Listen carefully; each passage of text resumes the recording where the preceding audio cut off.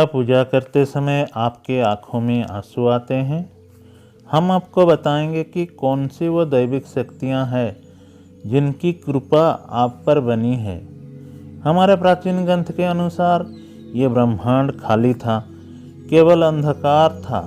उसके बाद अचानक ही एक विशालकाय शिवलिंग प्रकट हुआ, जैसे ये संपूर्ण ब्रह्मांड ऊर्जा से भर गया। कुछ समय के बाद इस ब्रह्मांड में जल, धातु, वायु, अग्नि जैसे कई पदार्थों का निर्माण हुआ। इसी कारण ये माना जाता है कि इन सब चीज़ों में भगवान शिव शंकर का वास है। समस्त ब्रह्मांड की कण कण में बसी हुई असीम ऊर्जा शिव ही है। शिव ही आदि है और शिव ही अनंत है।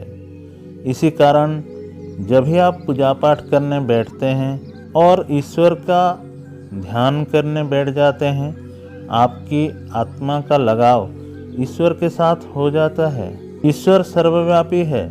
समस्त सजीव और निर्जीव चीज़ों में उसका वास है। इसी कारण आपकी अंतरात्मा ईश्वर के साथ संबंध जुड़ जाता है। तो ईश्वर आपको कुछ संकेत देते हैं। ये संकेत बड़े ही साधारण होते हैं, जिन पर हम ध्यान नहीं देते और ईश्वर की संकेतों को हम समझ नहीं पाते हैं।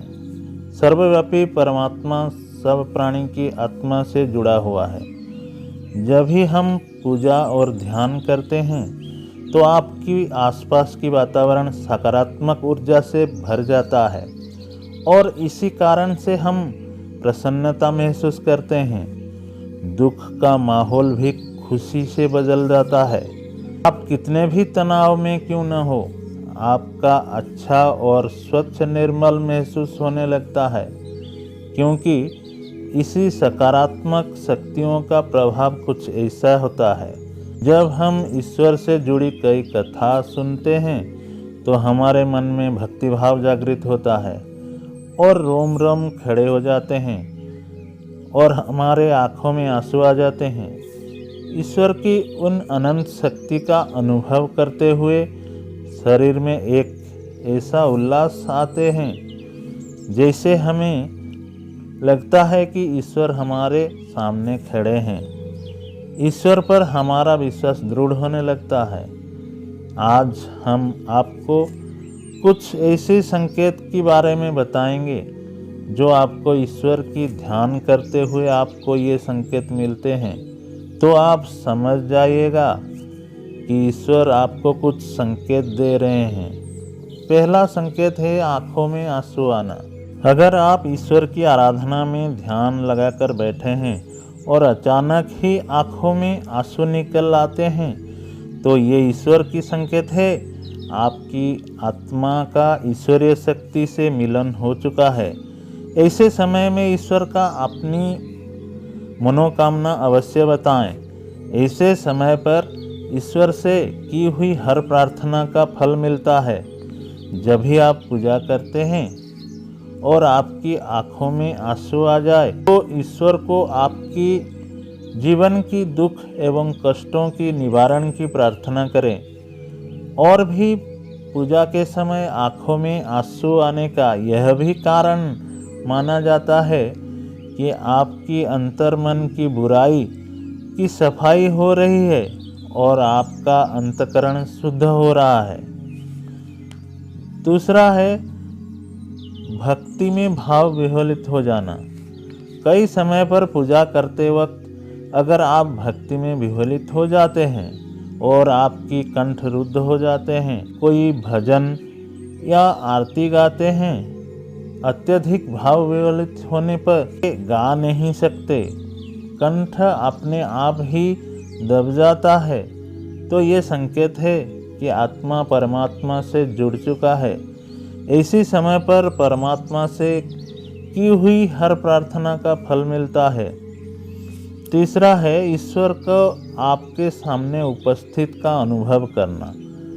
जब आप पूजा, ध्यान अथवा भक्ति करते वक्त आपकी शरीर में एक अजब सा सिहरण होना, जैसे रोम रोम खड़े हो जाता है, का कारण है कि ईश्वर आपकी भक्ति में प्रसन्न होकर आपके पास खड़े हैं।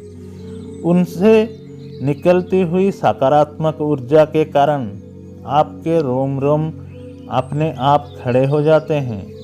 यह संकेत मिलते ही आपकी मनोकामना प्रार्थना करने पर शीघ्र प्राप्त हो जाता है। चौथा है खुद को शून्यबोध होना। अगर आप पूजा करते वक्त आपकी आंखों में आंसू आ जाए और आप भाव विह्वलित होकर आपके रोम रोम खड़े हो जाए तो आपकी अंतरात्मा खुद को शून्य महसूस करता है, जैसे कि आप और कोई दुनिया में है। जहाँ थे वहाँ से शून्य अनुभव करते हैं, तो इसी का मतलब आपका ईश्वर से मिलन हो गया है। आपकी अंतःकरण से हर बुराई खत्म हो चुकी है।